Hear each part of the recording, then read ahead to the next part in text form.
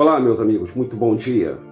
Tudo bem com você? Ótimo dia, ótima segunda-feira, mais uma segunda-feira. Nós estamos aqui para transmitir para você uma palavra de força, de fé, um esclarecimento, talvez você não tenha nenhum conhecimento nessa área. Nós, do canal dos livros apócrifos, esse apresentador que vos apresenta aqui, Denilson, eu quero desejar um meu bom dia para todos, né? Pessoal, nós estamos aí mostrando vários itens, né? Vários trechos dessa Bíblia aqui, ó. Essa Bíblia é a Bíblia Dalit, né? Que é essa Bíblia que a gente sempre tem falado aí com todo mundo, tá vendo aí? Nessa Bíblia aqui, e muitos não leem ela, né? Porque não tem. Ela sumiu do mercado, pararam de fabricar ela por causa do nome de Yahushua, né? O nome verdadeiro hebraico do Salvador da humanidade chamado Jesus. A Igreja Católica colocou, né? Depois de 1600 lá, incorporando a letra J, era Jesus, que se fosse Jesus, seria, ou Yeshua. Tudo começa com E e Y, na tradução hebraica se chama bode. E a salvação. Olha aí, ó. Nessa Bíblia aqui o nome tá Yahushua, tá vendo? Yahushua aí, ó. Yahushua. Porque Yahushua, na tradução hebraica mesmo, arcaica, ela se chama, um dos nomes se chama Josué. Só que esse Yahushua que nós estamos falando não é Josué. Então, para que você entenda e você compreenda, e essa Bíblia ela quase já não tem mais dela, né? É uma relíquia. Essa Bíblia aqui, ela tem falado o nome verdadeiro do Salvador. Denilson, o que isso importa no nome verdadeiro? Lógico, já começa errado, pô. Se você vai num templo desse, está escrito Jesus Cristo é o Senhor, fuja de lá. Porque não tem nada a ver com o Salvador da humanidade. É alguém inventado pelo ser humano. Não é alguém que realmente está nos papiros, cujo nome hebraico dele é Yahushua. Não tem tradução, não tem transliteração, não tem de nada. O nome dele é único, é próprio. O nome de todo mundo pode ser traduzido do mesmo jeito, né? Pode ser falado do mesmo jeito do mundo. O único nome que tem que ser traduzido é o nome de Yahushua. Então vamos desconstruir essa ideia da cabeça. O nome dele é Yahushua, quer dizer Yahu. Yahu quer dizer Yahu é a salvação, ou Yahu a salvação. E hoje nesse vídeo nós vamos falar vamos contar para vocês sobre a pedra que foi colocada no sepulcro de Yahushua. Lembra da pedra, da história da pedra que foi removida pelo anjo quando Maria, as duas Marias foram lá visitar o túmulo do Senhor numa sexta-feira? Tem uma história dessa pregressa sobre um político, que a gente fala que os políticos é que conduziram toda a história do Salvador. A morte do Salvador está atrelada à política. E o enterro do Salvador também foi atrelado à política. Você sabia disso? O enterro de Yahushua, ele foi atrelado à política. Eu vou contar para você, está no livro do Caverna do Tesouro. Essa passagem vai te dar detalhes, né? Detalhe de como foi feito o enterro do Messias, né? Ele foi enterrado como um líder político. Você sabia disso? Ele foi enterrado como o Messias, o líder político. Mas antes eu quero ler o seguinte, olha só. Está no livro de Números. Livro de Números, no capítulo 20. Estou lendo a Bíblia do João Ferreira de Almeida, tá, gente? Olha só. Números 20, se vocês querem saber, João Ferreira de Almeida era um padre, tá? Ó, João Ferreira de Almeida, ó. João Ferreira de Almeida, tá aqui embaixo, aqui, ó. João Ferreira de Almeida, aqui, ó. Traduzida por João Ferreira de Almeida. Tá vendo aí? Olha aí. João Ferreira de Almeida, olha aí o nome dele. Um padre que morreu tentando traduzir as escrituras do hebraico arcaico para o latim.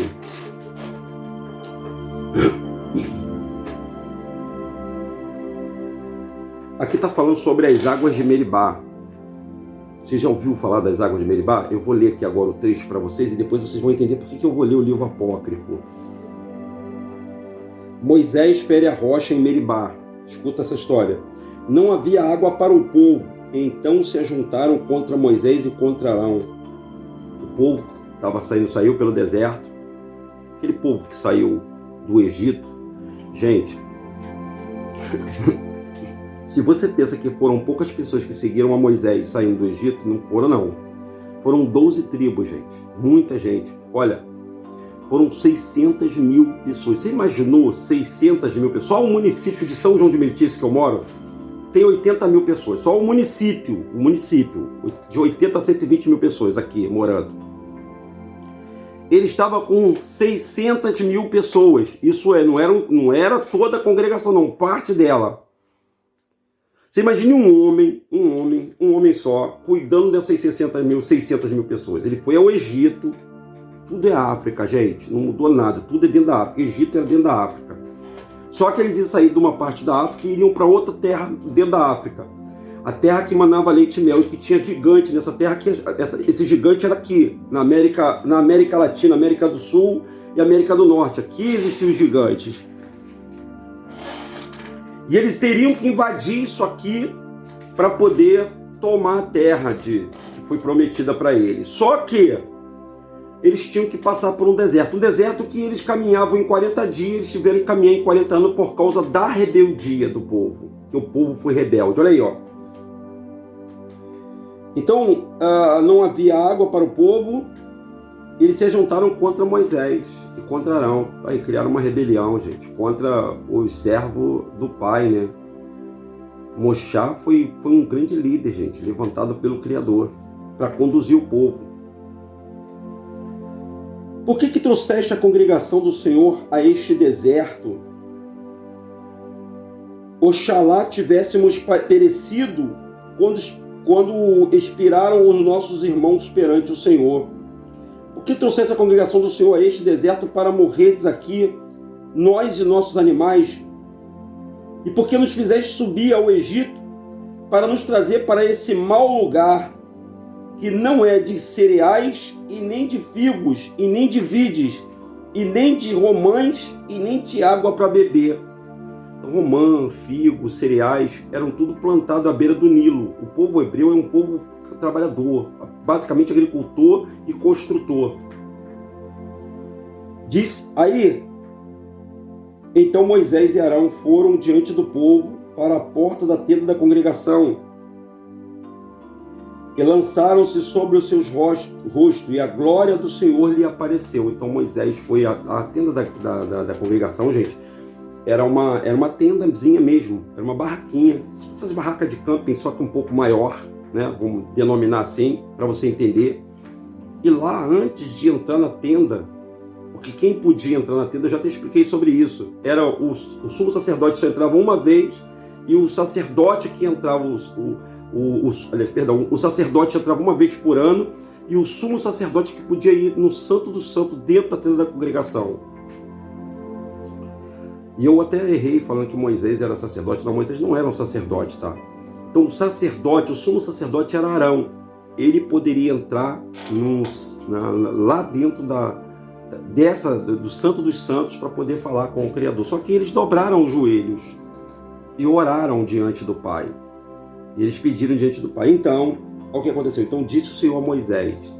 Veja que o Pai, gente, ele só fala... Tem muita gente que fala que, eis que o Senhor me revela. Não. Eu quero ser claro para você, o Criador, o Altíssimo, ele escolhe as pessoas. Ele escolhe, não adianta você lutar, ele escolhe as pessoas. E ele escolheu Moisés para levar aquele povo. Ele escolheu e capacitou Moisés e deu um ajudante para ele, que era Arão. Araão, o nome dele, depois passou a ser Arão.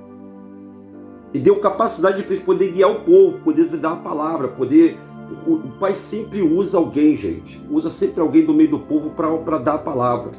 A uns ele capacita como sacerdote, a outros capacita como discípulo, a outros como mero ajudante, a outros... É ele que escolhe, é o Pai que escolhe as pessoas. O Pai que eu estou falando, gente, a gente tem um grande problema, porque tem pessoas, de novo, que não acreditam em Yahushua. Fala que Yahushua é um simples profeta. Ele não é. Yahushua é o próprio Pai. Ele é o próprio Pai. Ele é a oferta. O próprio Pai se deu como oferta. Por isso que ele falou para Filipe, quem vê a mim, vê meu Pai. Quem vê meu Pai, me vê. Porque o corpo de Yahushua era o corpo de Melquisedeque, que muitas pessoas teimam em não aceitar. Disse o Senhor Moisés: toma a vara, junta o teu povo, tu e Arão e teu irmão, diante dele. Falai à rocha, e dará suas águas, e assim lhe tirareis água da rocha, e dareis de beber à congregação e aos seus animais. Então Moisés tomou a vara diante do Senhor, como lhe tinha ordenado.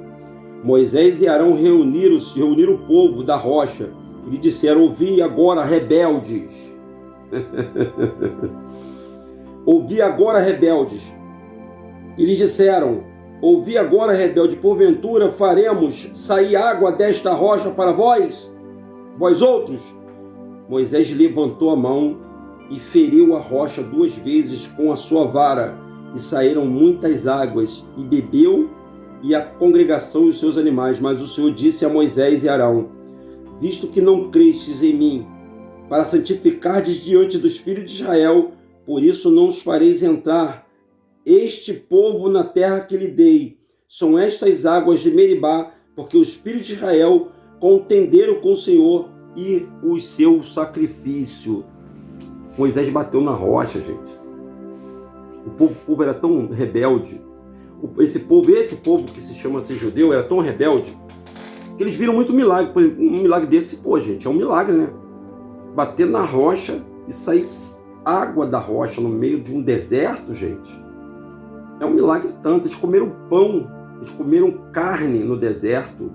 Eles de dia era uma coluna de nuvem que guiava eles, e à noite era um fogo, uma tocha de fogo. Essa era a inscrição que estava levando o povo, conduzindo o povo.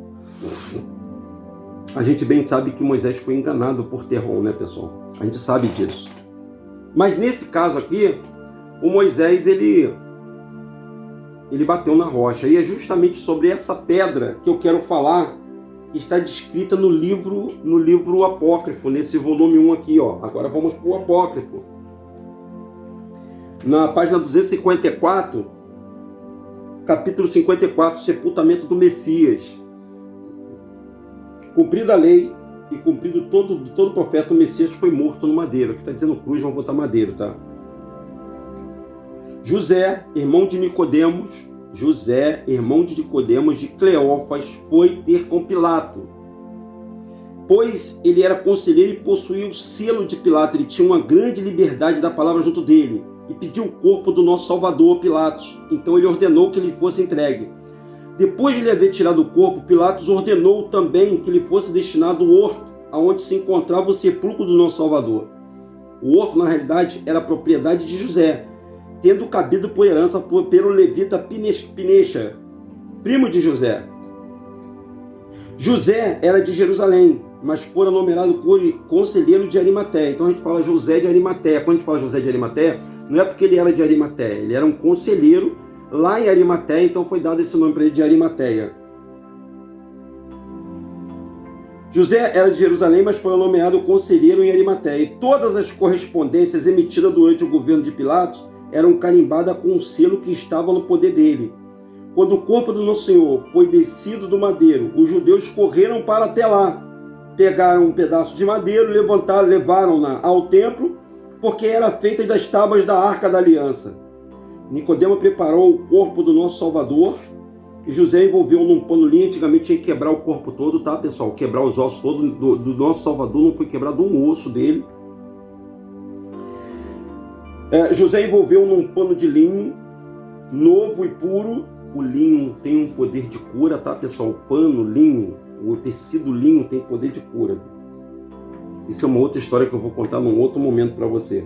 E depositou no sepulcro, nunca antes usado, que fora construído para o sepultamento de Josué, filho de Num. Este, todavia, havia visto com os olhos do Espírito e tendo intuito o curso do plano da salvação do Messias, tomaram a pedra que os acompanhou os israelitas. Presta atenção nessa pedra aqui, que acompanhou os israelitas no deserto e colocou na entrada da sepultura. Por isso é que ele mesmo não foi enterrado ali. O José de Arimateia. Depois José e Nicodemos, o Cleófas, sepultaram o Messias, colocaram essa pedra na entrada do sepulcro, e vieram então o sumo sacerdote, a comitiva de Pilatos, e lacraram a sepultura e a pedra. Agora, o irmão Nemésio admira e louva a Deus por isso. As traves do madeiro do Messias foram incorporadas às tábuas da arca e o culto divino ao recinto do santuário da reconciliação. Trata-se daquilo que havia ordenado a Moisés. Devia fazer um conselhete do julgamento da paz, e o julgamento para os judeus o crucificaram até a paz para que neles acreditaram. Esse madeiro era madeiro de santuário, e o seu sepulcro era novo, destinado que fora para a sepultura de José. Ô Galo, por favor, Galo. O Galo, toda vez que eu estou fazendo aquilo, ele fica cantando aí, rapaz. Essas palavras do apóstolo dizendo que aquela pedra era o Messias, é a verdadeira e muito digna de crédito. José fora nomeado conselheiro de Arimateia, Nicodemos, doutor da lei em Jerusalém, e Cleofa, escriba dos judeus de Emaús. Nicodemo havia preparado para o Messias no cenáculo tudo o que era necessário para a Páscoa. E isso tudo nós estamos falando por causa da Páscoa, né, pessoal? A Páscoa está chegando aí, né? E eu tenho comentado com as pessoas que as pessoas não conhecem o verdadeiro significado da Páscoa, né? Não conhecem a história da Páscoa. Foi nessa história aí que o Messias já estava sendo preparado para ser morto, né? Já estava nessas festas aí, essas festas pagãs. É um paganismo, um certo paganismo dos judeus, né? Era um certo paganismo dos judeus porque eles tinham essa tradição de comer ervas amargas e pães asmos para simbolizar o sofrimento que eles passaram durante o deserto. Só que eles mesmos não acreditaram no Messias vindo como ser humano, que já era uma promessa para Adão, deles virem, do Salvador vir como homem para salvar as pessoas. E essa pedra, gente, essa pedra que eu estou querendo falar para todos vocês, essa pedra é um entrave dentro do seu coração. Assim como é pregado dentro dos templos evangélicos, que a pedra, a gente tinha que remover a pedra, tem até hinos cantando para remover a pedra. A pedra, ela impede a passagem, por isso que ela teve que ser removida pelos anjos para que o corpo do Salvador Yahushua pudesse se levantar, o corpo mesmo. Foi o corpo de Yahushua que foi modificado, gente. O corpo dele não entrou em decomposição, por isso que a gente sempre explica isso para as pessoas. O corpo de Yahushua, o corpo dele, do jeito que ele morreu no madeiro, ele ressuscitou. Então foi o corpo mesmo do Salvador, não foi um holograma, foi o corpo dele. Tanto é que Tomé, depois que ele ressuscitou, Tomé pediu para tocar no lugar, né? A gente conhece essa história, né? Eu só acredito vendo.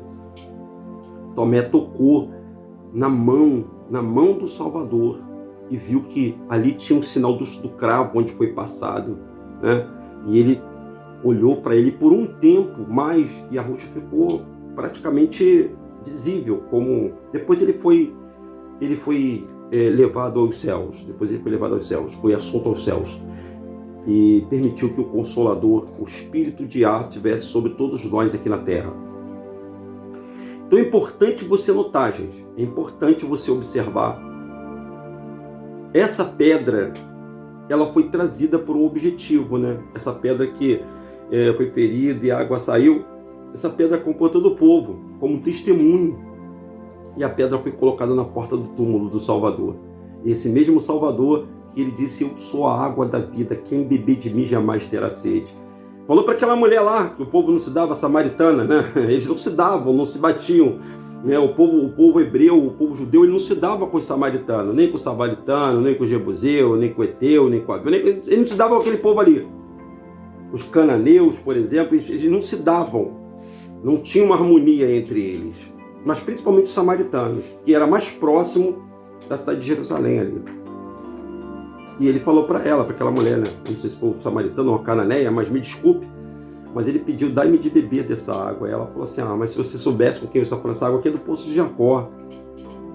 Mas se você soubesse quem está te pedindo da água, e se da água que eu te der, você nunca mais vai ter sede. Então quando você encontra Yahushua verdadeiramente, você não vai ter mais sede, gente. Porque ele é a verdadeira salvação. Yahushua é a verdadeira salvação para todos. Tá bom? Espero que essa palavra possa tocar no teu coração. Um ótimo dia.